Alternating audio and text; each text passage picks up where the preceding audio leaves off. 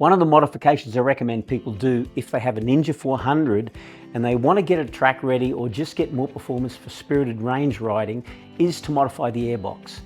The main reason we do that is because the airbox that comes stock on these bikes doesn't allow sufficient air to get to the engine. In fact, the two holes at the front of the airbox are smaller than the holes on the inlet side of the engine itself. So it's going to limit the amount of air that gets to the engine, and that will limit performance.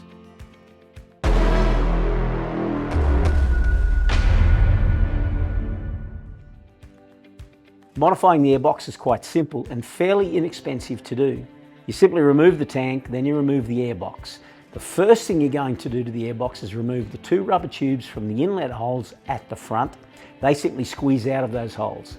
We then remove the stock velocity stacks from the outlet holes and discard those. Then we modify the airbox. The way I did it, you'll see in the video here, I measured out a rectangle that covered a large portion of the front of the airbox. I then cut it out with a small saw and smoothed the edges. I then fitted a pair of high performance velocity stacks, nice red ones as you can see.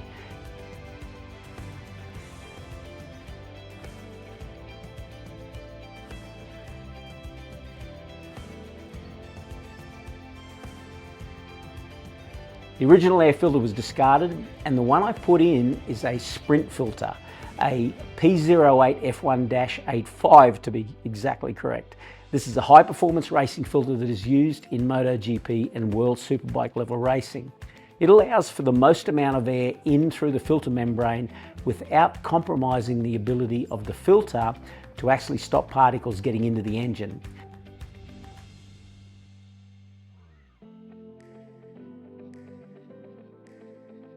Then I refitted the airbox to the bike. The question is, did it make a difference? Well, before we did the modification, I did a track day at the local racetrack. In the final session of the day, I ran 5 laps. The minimum highest speed on the main straight was 166 kilometres per hour, and the highest was 169 kilometres per hour. The average highest speed we achieved on that main straight was 167.2 kilometres an hour by the speedo.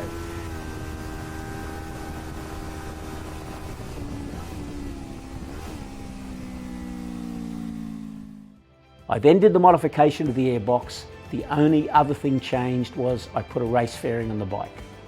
I went back to the same track 3 weeks later, similar conditions, and the final 5-lap session of the day resulted in a minimum highest speed on the straight of 175 kilometres per hour, a maximum highest speed of 180 kilometres per hour, and the average highest speed we achieved on the main straight was 176.8 kilometres an hour by the speedo.